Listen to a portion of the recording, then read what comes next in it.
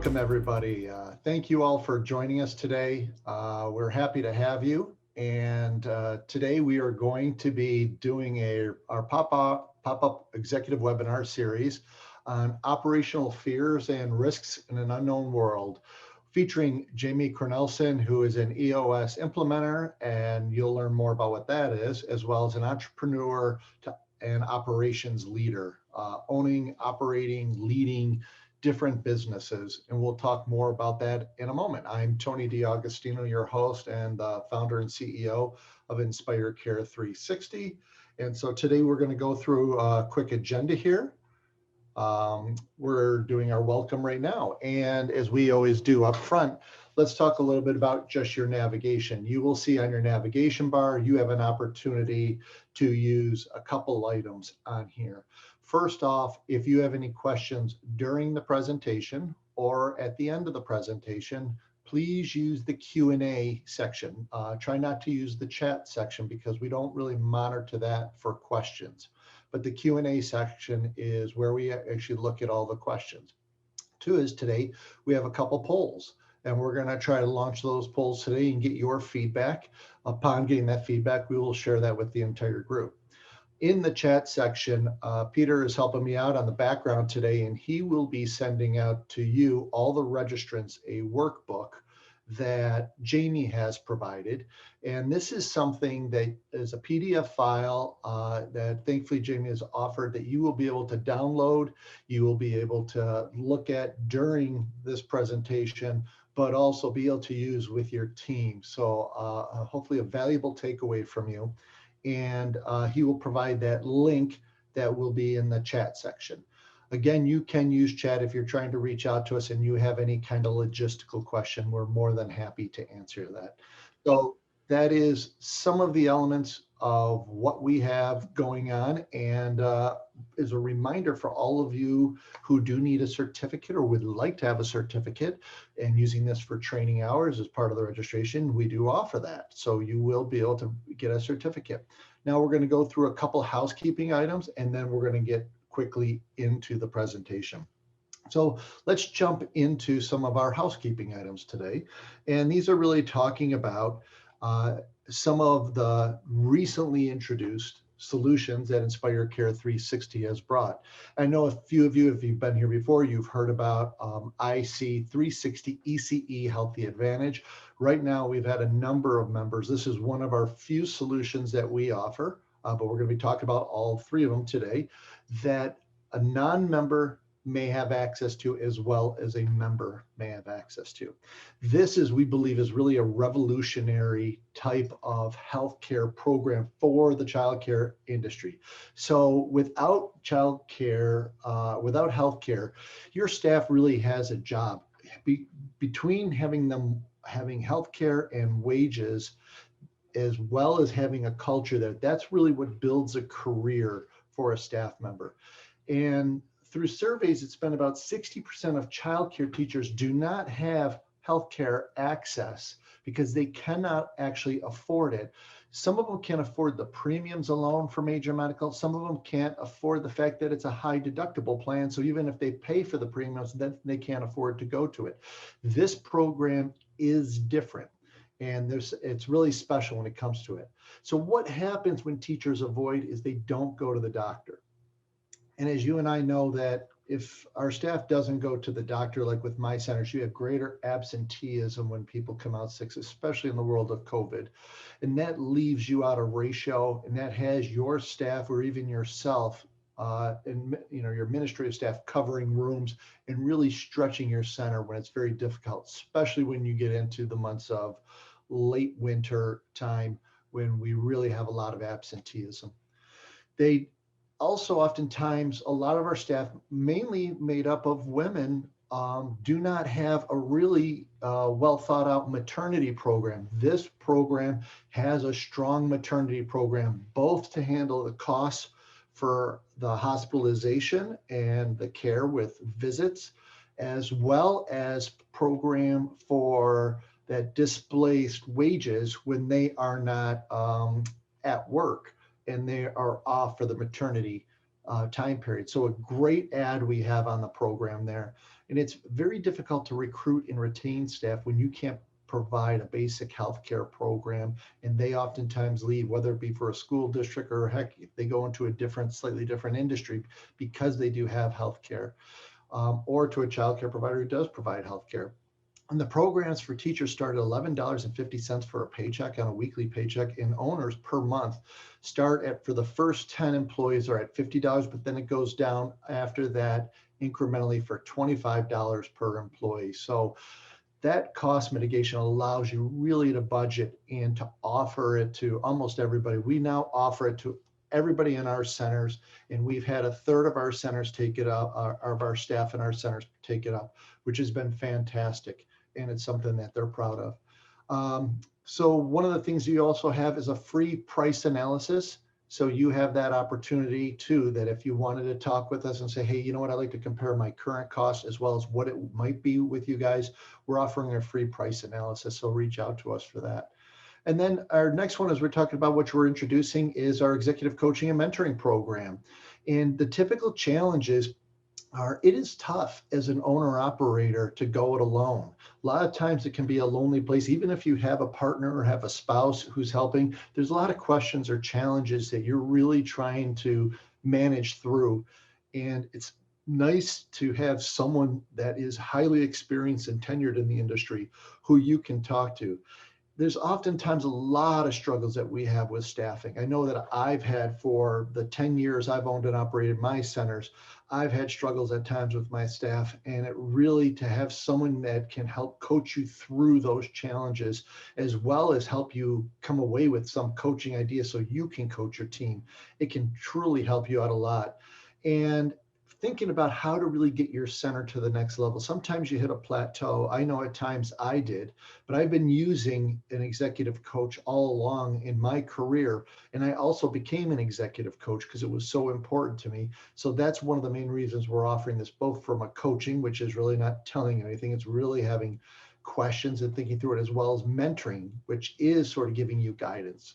And then trying to find out what your blind side is. And what I call the blind side is for an owner operator, where you think you've got most things covered, but there's things that you don't see about yourself.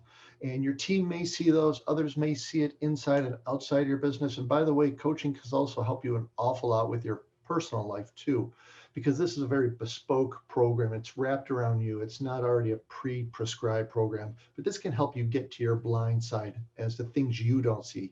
And then it gets yourself and your team to the next level. It really focuses on how you want to move your business forward. So that is our executive coaching and mentoring program. Right now we have a bench of 7 coaches, highly experienced. And the last item that we're going to talk about is IC360 Rep.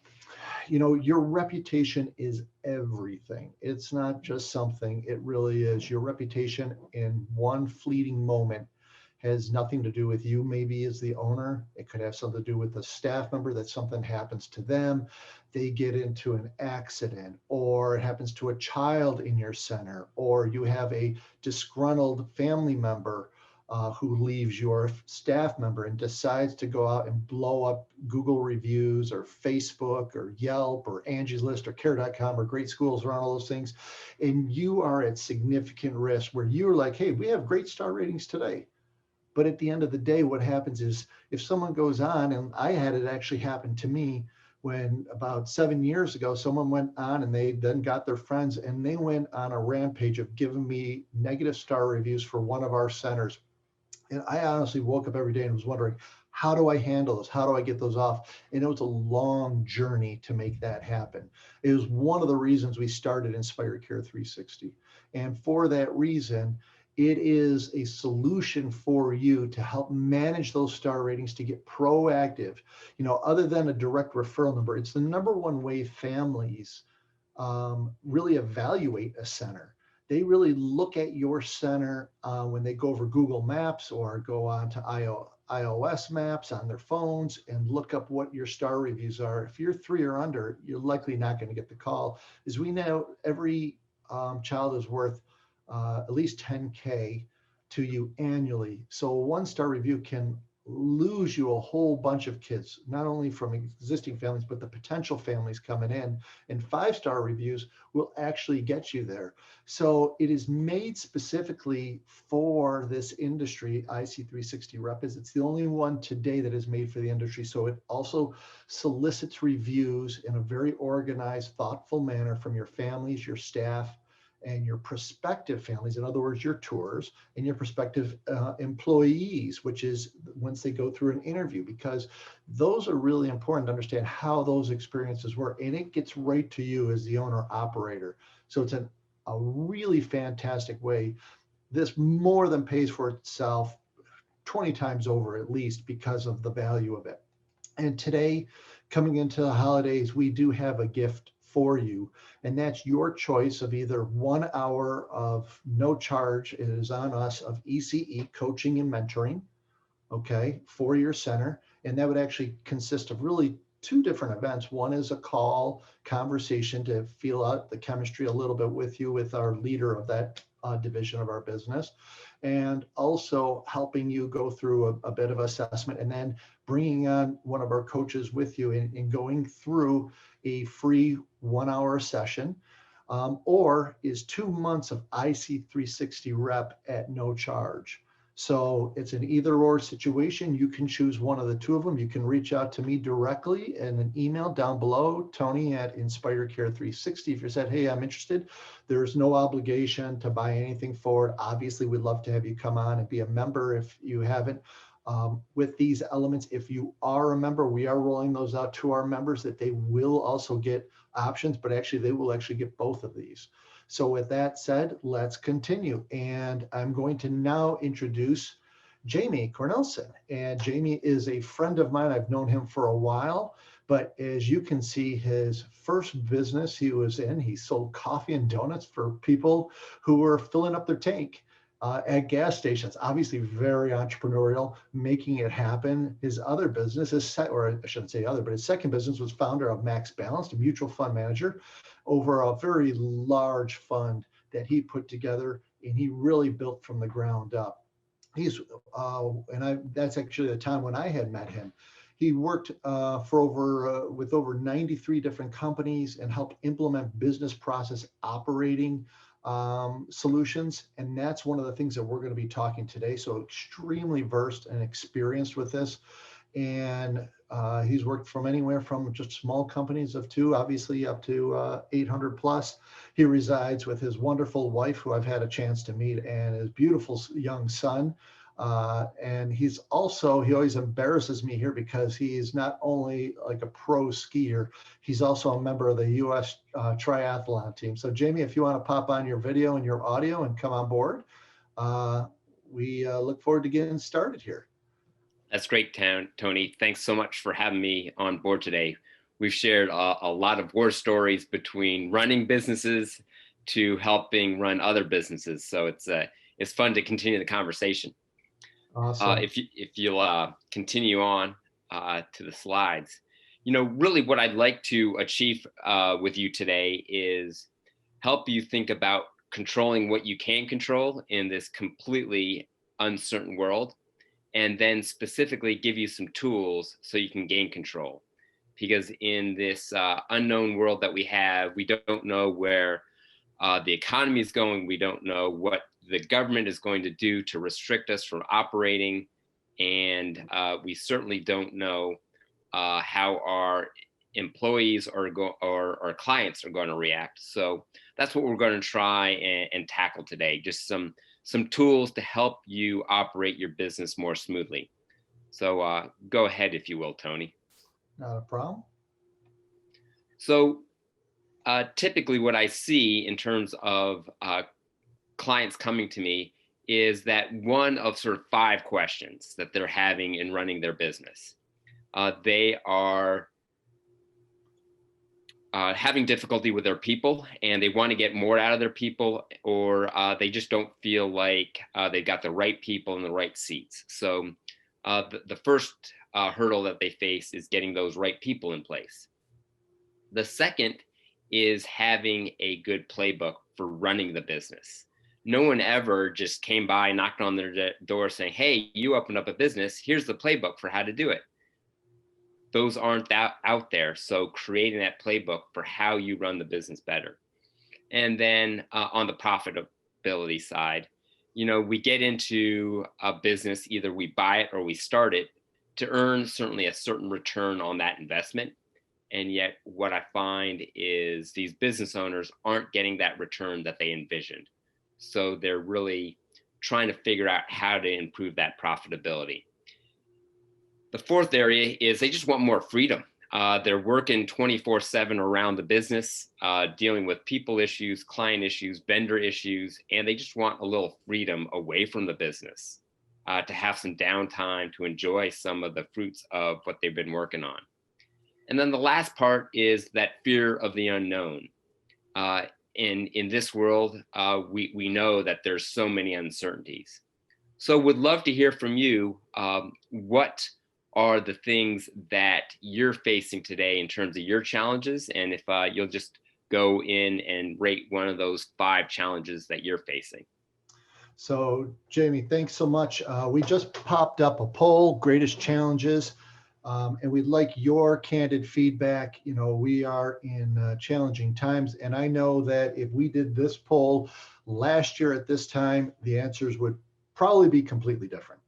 But we also know that this industry that we are in have a lot of consistencies. So what we're going to do is we have about almost 70% of the people who have voted. We are going to leave the poll open probably for another 15 to 20 seconds. And then we'll go ahead and close the poll and show the results. I'm already seeing some of the numbers come in, and I am not surprised at all. But it is really important to get a sense where you sort of fit with some of your peers. So with that said, I'm going to go ahead, and any last people who'd like to poll, we are going to go ahead and close the poll. So let me end the poll right now. And what I'm going to do is share the results. All right. And so Jamie, what are your thoughts? Yeah, I typically see that 6 are people is the leadoff one, but given the time that we're in, it's not surprising that fear of the unknown is coming up as the biggest challenge for sure. So that's consistent with the times. Yeah, and it is, I'm not surprised at all. I know that when you and I were first talking about coming on board and we just had discussions about what we wanted to do, we both honed in on fear of the unknown is something that you're hearing more and more about. So there you go. Well, great. Thanks for throwing up that poll. It gives me an understanding of sort of where to steer this conversation that we're having today. What I'd like to talk to you about is what's called a business operating system. And that is effectively a way to bring in a playbook. It is a way of building accountability within your team. It's a way of building in execution and consistency around the business. So when we do that, when we create a vision for the business, get the right people in the right seats, track it with good data, what we're able to do is create clear line of delineation of who's doing what when. It's sort of like if you think about a fire department. When that bell goes off, there's no question of who needs to do what. The driver knows, the navigator knows, the person who's hooking up to the mainline water source, the person who's directing the water to the building, and then the person that's running into the building. There's no time to decide who's doing what. They know exactly what needs to be done. So that is a business operating system. It is a playbook for you to move forward. So Tony, if you'd move the slide forward. Yeah. So a lot of times, and whether it's the unknown of the economy or unknowns with regards to how the government's going to react to COVID or the pandemic, we have these during a pandemic or not. We need to figure out everything that's in your head as well as your employees' heads, and pick that apart and get to the root cause of what's really happening. Because when we get to the root cause, what we're able to do is create a clear North Star of where we're going, how we're going to get there, and get in complete alignment with the objective, the vision, the mission, and getting everyone rowing at the pace, that same pace towards that. So if you'd advance the slide, Tony. And what happens is that the team health improves, that people buy in, they want to join your team because they appreciate the culture. And so we're getting the right people on board. And then we get alignment with regard to the playbook, what we're doing. Those issues start melting away because we've gotten to the root cause of what's going on. Because typically when we unpack the issues that companies face, they really fall in 6 different areas. It's typically a lack of a vision or not providing the vision to the rest of the employees. Second, go ahead, Tony. I'm sorry, I didn't mean to interrupt you on that. Just regarding vision, a lot of people have visions, but they also are challenged by connections with people having visions. And you might be getting into this here, so please let me know if I'm getting ahead of myself. But when trying to get a vision across, what do you see as sometimes the best means? Yeah, one is to keep it simple. Second is to create the story around why you started the business in the first place, and then communicate it often. So, running a childcare center, you have to repeat yourself often to the children. Well, you have to repeat yourself often to the employees. What you do it weekly, you do it quarterly. You're communicating exactly what that vision is, because without repeating it, it gets lost.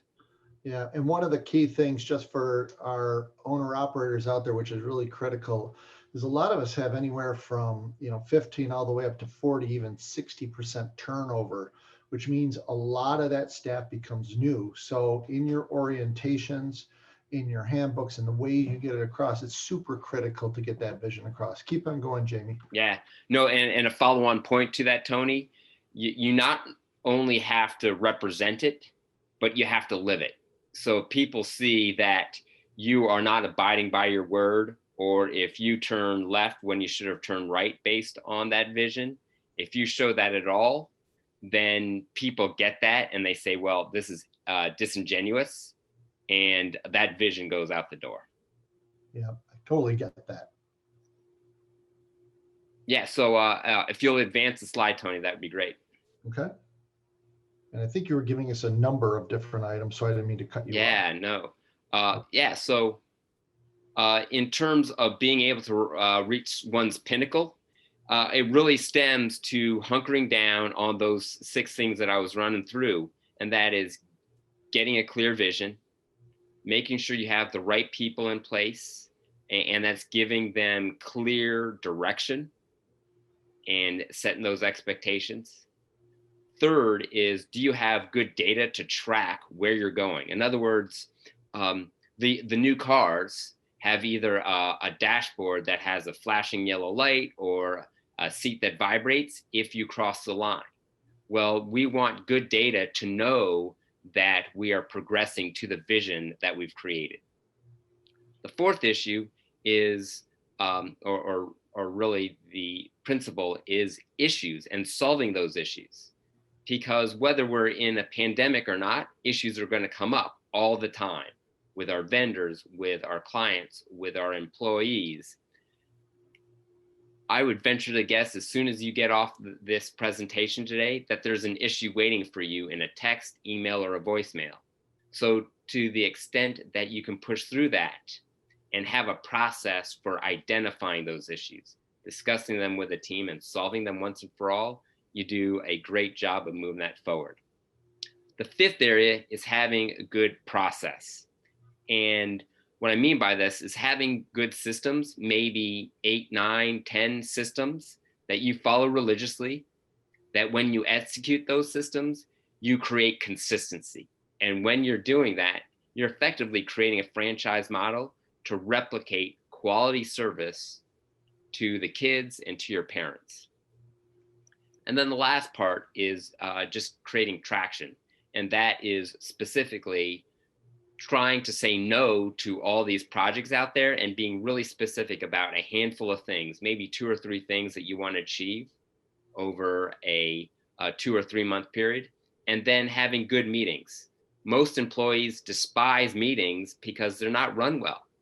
They don't know what they need to do to come into the meeting. They get lost within the meeting, and then they have no idea what needs to happen going out of the meeting. Hey, So Jamie, if you, add on to that last point, your traction along with the meetings, that absolutely is something that I continue to work on an ongoing basis, and I still am far from conquering it. I try to be not the guy who sees the shiny object and the shiny ball. I'm like, where? Let me go after it. So I really try to manage myself. I know my team right now is shaking their head. Some of them are on this call and going, oh yeah, what's the flavor of the day, Tony? But also when we do have meetings, it is really important for us to do it. You even started up here is having an agenda, sticking to it, and just as a quick funny side note, I had heard from someone, and I'm not sure who the author was, but he said, do meetings in plank pose. You'll get through them really quick and they'll stay super focused and everybody will be on their game. So if folks, you don't know exactly what I'm talking about, it's being in the push-up position and the upward position, but I may have to try it with my team. That's right.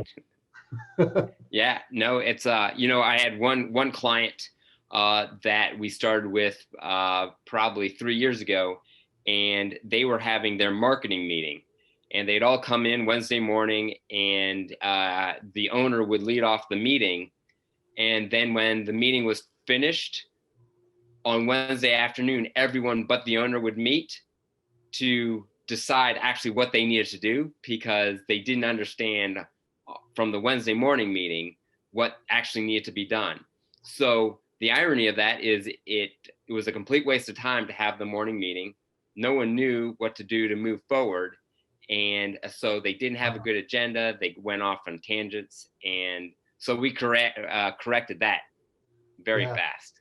And I'm glad you did. There's one last point regarding it. So in childcare, we can't have a lot of meetings during the day with the whole team. So often, and I hope everybody out there is at least having a once a month staff meeting with your teams. But one of the elements that I have used for my staff meetings is a very simple philosophy.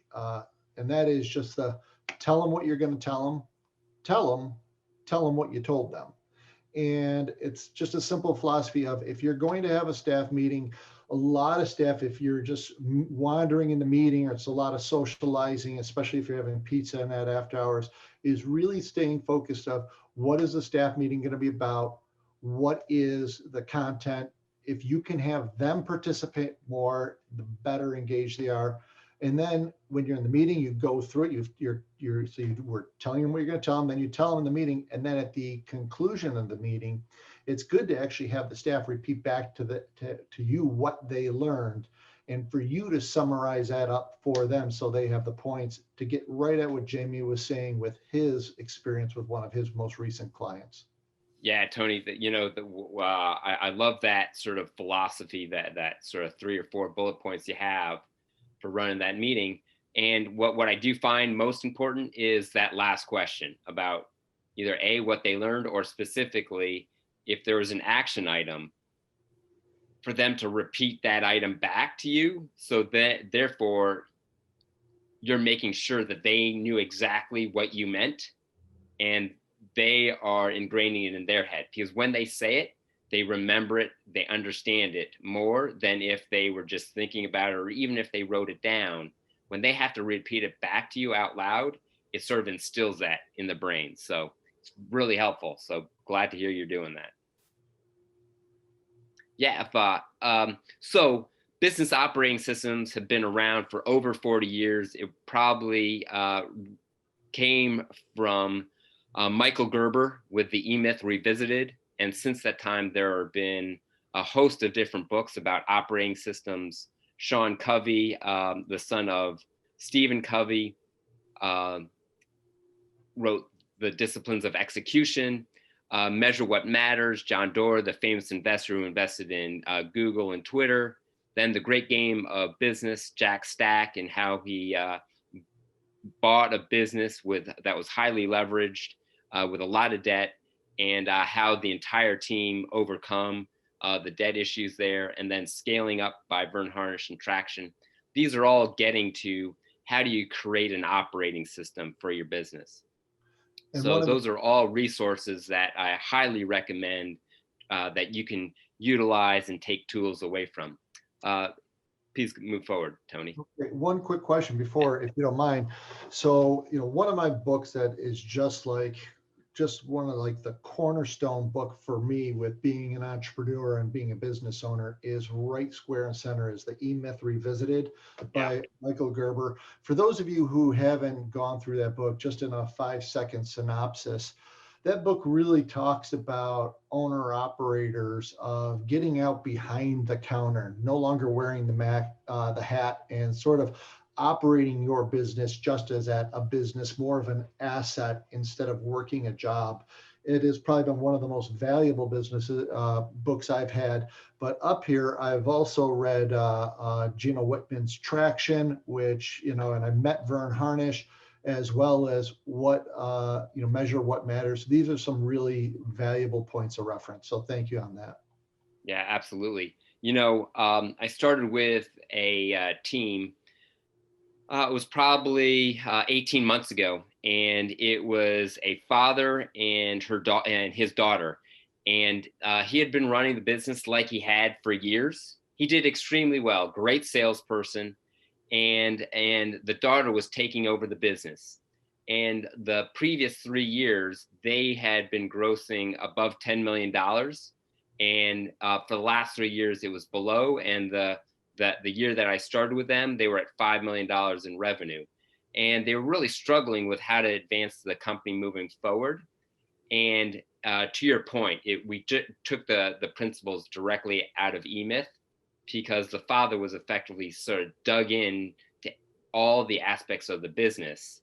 And what we did was take him out and create procedures and systems for how to extricate him from the business. And when we did, it was a complete turnaround. Like, he had more time. He wasn't getting angry with people because he felt more balanced, and better things were happening because we were putting people that, quite frankly, were better at doing those things and leading those things. So to your point, the E-Myth Revisited is a great place to start on this journey. And it's one additional point on that is, I wouldn't have been able to start and lead Inspire Care 360 if it wasn't for that book, in the sense that I realized that I could run my centers today as assets that I have. And when I say it as assets, it sometimes sounds cold, because at the end of the day, our objective is just to, have amazing kids come out of there and have a wonderful family of service and really have top-notch teachers who love what they do. But I was able to do that by removing myself and putting the people in place who are really impactful. So I have just an amazing team. And that really helped me remove myself, because I was actually becoming the rubberneck. I was becoming the roadblock. So, sorry. Yeah, great. No, that tees this up specifically. So as a guide, I have picked out sort of the things that work best, but in reality, each business needs something subtly different. So we started off this session with a questionnaire. So each of you are unique. You're a snowflake. And so what you need to change around the business is different. So to the extent that you can cherry pick from these different books, which is what I do as a guide to understand all these systems and bring them forth and to apply that accelerator when it's needed. Overall, though, there's really 5 things that we can focus on. There's people, clearly understanding your purpose, creating that playbook, improving the performance, and improving the profitability. And so that's really what a business operating system does, and creates that clear path for execution. So what I'd like to do is just spend the rest of the time going in through some of the tools that I think might be helpful to you, that you can start right away with that will help elevate the business and help you deal with the uncertainty, the profit, the people, sort of that questionnaire that we asked you to fill out at the start. Hey, So well, I switched screens here for you, Jamie. I mentioned up front, and I think you still are, an EOS implementer. that's What right. what does that mean, EOS? Yeah, the EOS comes from the author of the book Traction, and that is Gino Wickman's Entrepreneur's Operating System. So the idea basically is just taking off of the E-Myth Revisited or Vern Harnish's Scaling Up or Rockefeller Habits, and it is getting to the bottom line of getting a clear vision, being healthy as a team, and getting traction. And so a lot of the aspects of what we're talking about with regard to people is just assessing your people. Because what we find, and this comes from Jim Collins, is do you have the right people in the right seats? And he refers to that as like being on the bus. And when you have the right people, that means do they have the culture that you have at the business? And if are they in the right seats, meaning do they get it, what actually needs to be done in that role? So a simple way of evaluating that is through what I'd call the talent assessment tool. So you have that in the book that we provided to you, the PDF download. It's in the link in the chat. You can access that. But Tony, if you go ahead, I have a screenshot for you that sort of explains it. And it's not very difficult to formulate yourself, but that talent assessment, you can go through and list out all your employees, put their names down, and then have two other columns. One is their cultural fit, so 1 to 10, and their productivity, 1 to 10. And then let's say we have a couple of different employees. We have Tony, we have Jamie, and then we have Angela. And so Tony's there at a cultural fit of 9 and a productivity score of 2. So there, that would be categorized as exactly. So not a A player, but more like a B or C player, what I call a camper, meaning that they're chugging along, they'll carry their load, but they're quick to sign off, and they don't really lead or do any extra stuff for you. Hey, Jamie, and we have Angela. She's great cultural fit at a 9, and she has a productivity score of an 8. So they're an A player. There I refer those as climbers. They're the ones that are carrying extra load for you. They're looking for ways to help you and keep an eye out on how to improve the business. Those are your A players, and you want to hold on to those as long as you can. Hey, Jamie, sorry to break in. I used a tool very similar to this, not as well thought out, and I'm now going to use this going forward. And just for owner operators there, as well as the directors that are out there who might be on the call, what I would do is, instead of me doing this, I oftentimes I sat down with my directors and had my directors fill this out for every one of their staff. Then what we did is, when they filled it out for the staff, it actually brought to light immediately, gave some clarity. And then that clarity then helped us really start to formulate a plan. But it looks like you're starting to get into some of that too. So I'll hand it back. No, that's great.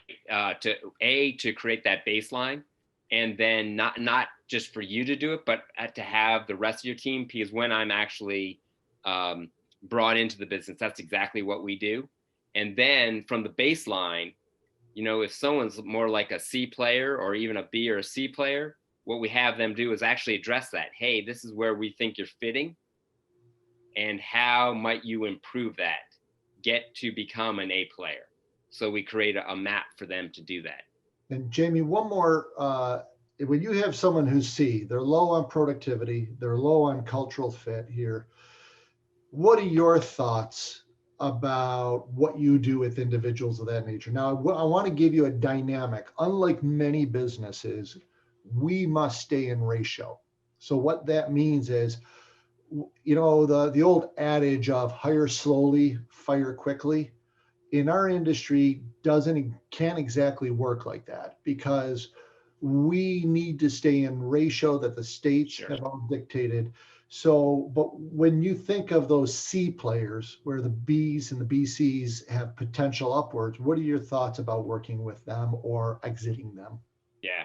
You know, understanding you have to work within those ratios, but the reality is those C players kill you. And even more importantly, if the cultural fit is low, not just the productivity, that's a real killer. And so oftentimes, even if their productivity is like 8, 9, or 10, let's say, so really strong, but the cultural fit is low, you need to move quickly to the extent you can to replace that, because they are a cancer. And yeah, what I was going to say is what I have learned, and spot on with what you're saying, is where I used to, at first, when I started with my childcare centers, I allowed some of them to stay longer than they possibly could because of ratio. But what we learned is if there is someone who is not a cultural fit, right what you were saying, they're toxic to our culture. And even if we had to have a director who's going to be in the classroom all week, or even if I had to go in the classroom, I would to get rid of them, because it was bringing everybody down. It was having families leave, it was having other staff members leave. Yeah. No, to that point, Tony, had a company that I started with a year ago, and they had 14 employees, and we had specific goals that we're trying to achieve, and we weren't hitting them sort of midway through the year. And we looked back and we said, okay, where are these issues coming from? Well, it was really two individuals, and the owner was really dragging their feet, sort of procrastinating, like pulling the plug on these individuals, really trying to redirect them, giving them more coaching, more mentoring, and more time, and that wasn't working. And finally, we said, you know, we just can't deal with this that way. We just need to let them go. But to do that, we realized that we weren't going to get the hours in operationally without those two players. And so what we did, the entire team came together. We said, okay, for the rest of the year, we're going to work Saturdays sporadically to get that in. And obviously, you don't have that luxury necessarily, but we came together as a team to focus on what can we do without these two players. And as a result of come together as a team, everyone was motivated. Everyone saw the improved culture and was willing to work the extra Saturdays, because not only were the workers out there, but the administrative staff came with lunch. So everyone was bought in. And so the health improved dramatically. And as a result, we ended the year to the standpoint where revenue per person increased from $74,000 per person to $148,000 per person. Double. So a huge jump. And really, when we look back on it, it was as a result of releasing those two individuals. So we had less people, and yet we were able to produce more as a result of that team health coming together. Awesome. The second part is getting the functional accountability chart, and that is looking at each of your roles, assigning a person to that, and then looking at where they fit in terms of the alignment in either the profit and loss statement or the balance sheet. And what you're doing is giving them ownership of that line item. And when they get ownership, something magical happens. They become excited about changing the needle on the business and something that they get to see. And it's amazing when you put sort of a dashboard or a target for them to move, how people respond to that. So I encourage you just to look at what each of your individual employees are doing and directly tying them to an actionable event. And when you give them that ownership, they light up, they get excited, and they really do enjoy that. So let me do a favor for our audience here, if that's okay, Jamie. Yeah, please. No, you have some functions here that typically we don't have these titles, Sure. in our organization, technology controller, treasurer. operation, sales, marketing, CEO, visionary. We have owner, we have teacher, assistant teacher, we have cook, we have bus Yeah. driver, maybe, Yeah. we have handyman at best. But one of the things I think is super important, and what I've learned in my organization, as when my team members come to me and they've asked for my directors and said, hey, you know what, we have someone who we're looking to give a raise to. And maybe, my director, Jen, comes to me and says, Jasmine in our one location is seeking a raise and, decent jump. And I'll say, well, other than time spent here, what has she done? And she's really good. I don't want to lose her.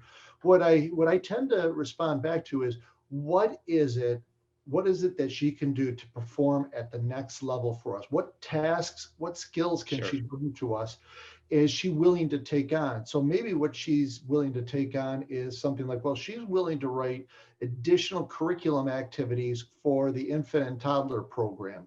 Well, that fits in perfectly right here. Yeah. So you can have that kind of skill task. It doesn't have to just say teacher. It could say infant toddler curriculum program manager. Yeah, absolutely. And so you could have a lot of those different roles of things you want to get aside from your existing teachers, your teacher assistants. So again, what Jamie has on here, which is really important, I think, is where it says functions. It's not saying title. It's saying the function that they play. And I think that's critical. So just to translate that to our business. No, and that's great, Tony. Your differentiation. Titles are great, but titles really mean something for the outside world.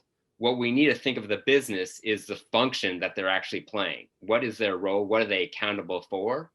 And when we design the team around those functions, it's a whole lot better in terms of, who cares if someone's sort of at the top of the page or the lower part? That doesn't matter. But what's important is, what's their function and how are they providing value to the team? Great. And we have about 10 minutes left, so I'll not delay you constantly, but I think this is great stuff. Yeah, let's keep going. I'll speed up. So the next part is just your purpose. And really around that is, what's your why? Why did you create the business in the first place? And then what's your strategy around that? So Tony, if you'll move forward here. And while we're doing that, when you say what's your why, there's a great book out there about Simon Sinek, who has a book called Starting with Your Why. I recently read it, and it honestly has changed the way I think about how we go about things. Yeah, absolutely. No, it really helps identify that. And when you can tell the story of why you started something, people want to join you. They want to join your journey. So it's really helpful to understand it, but then to articulate that to your team. And so the strengths test your strategy, and trends, weaknesses, and strengths are just two tools that you can utilize to help you do that. In terms of strengths test your strategy, it's really figuring out what you should focus on. And if you think about it, there's really sort of three areas that companies can focus on. And that is, A, are they going to be innovators? B, are they going to have strong customer intimacy, so really know their customers? Or C, do they have operational excellence? And so that sheet really helps you dig down into understanding that and identifying your ideal target. The second part is the trends, weaknesses, and strengths. And that's just looking at, A, what are the trends are we seeing? And obviously there's a lot of trends that you can pull out. And then looking at what are your strengths and how do you combine your strengths with those trends? And then just calling out the weaknesses. It's just these things that aren't going to change. And so stop fighting it. Stop fighting the things, the weaknesses or the hurdles, and say, hey, let them be. We're going to focus on our strengths, focus on what we can control. So Tony, go ahead and move forward. The next part is your playbook. That is just capturing a handful of things that you're going to do repeatedly. And whether it's your marketing, your sales process, your hiring process, your financials, and making that a checklist for how you run that. So you repeat that over and over, and everyone knows that process. When you do that, you build consistency and you certainly improve the execution. So go ahead and move forward from that. Well, and like Yeah. we're talking about, what Jamie just talked about there, I think is really super important, is building consistency. Like we know when teaching our little ones, our kids, one thing that we know they all adhere to and they all gravitate toward is consistency. Adults are exactly the same thing. Our teachers, our staff, our administrators, if they are in a consistent model, it's easy for them to execute. It's clear for them what they need to do and how they can produce to help the business overall. Yeah. So what I find is really helpful, and I think is helpful for you to think about, is when one, if you create that proven process, it instills that with your team. But then you can also take that proven process and take it to your parents, because before they enter, they can get a feeling by sort of standing in the room. On the flip side, it's not tangible to them. Like, they're going to drop their kids off and they're going to go away for the day to their own job. So if you can give them a visual and an outline of the process that you work with the students, it is really beneficial for them to see visually what you're going to go through, and that's extremely helpful. Tony, I think we have the poll to go through. Yeah, and absolutely. As we get into the poll here, can you just describe, is this an actual piece? Because I see Comstock Construction. Is this something where they were using it to communicate while I launched this poll? Yeah, no, I will definitely go through that. Yeah, so Tony, they use it for their employees to onboard them, provide them training, and they had specific tool set and checklists for each of these different areas. But then they also, when they were engaging with a client, they put this in front of them as a leave behind, so their clients would know exactly what they should expect um, from them when they were working with Comstock. Sure. We just launched the poll, and this is taking the approach of the different tools that Jamie has talked about. From the tools regarding the people, you saw the graph up front. You saw about the process. He just talked about the playbook and the performance, which actually equal up to profit. So what we're going to do is keep it for 20 more seconds open. We've had about 13, 14 people respond to this one. And any other things to say about this poll in particular about, since people are to use one tool, what would be their priority? Yeah, I think it really is, it comes down to what's impacting you, and thinking about what, as you look at 2021, what do you need to be intentional about?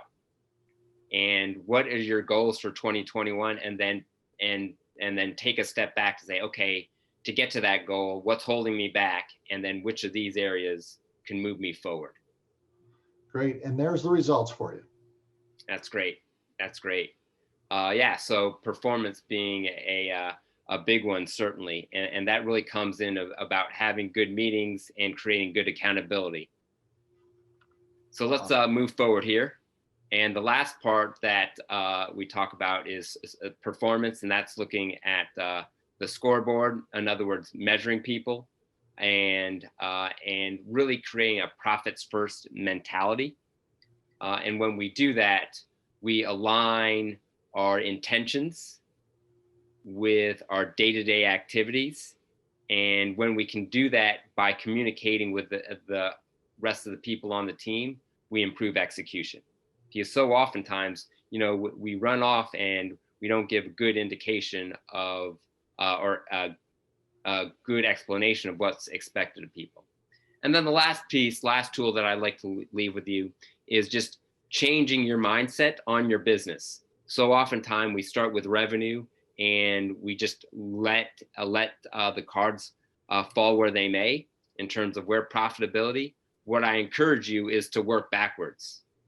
Figure out what is the profitability objective that you want, either on dollar terms or percentage terms, and then work back. Can your what labor costs can you have? What overhead costs? What site costs will you have? And then what revenue do you need to support it? So start with profit first and then work back to what you need in terms of revenue and all those other costs to make sure that you get that profit that you want. That's awesome. And as a service that we offer is our financial expertise helps with some industry benchmarking of what your targets would be. And for those of you on the call, there's an opportunity to go through a free session with them to get an understanding of what are some of those industry benchmarks that are your targets for your staffing levels, for what you should be spending on marketing, for what you should be driving towards for revenue and your cost ratios.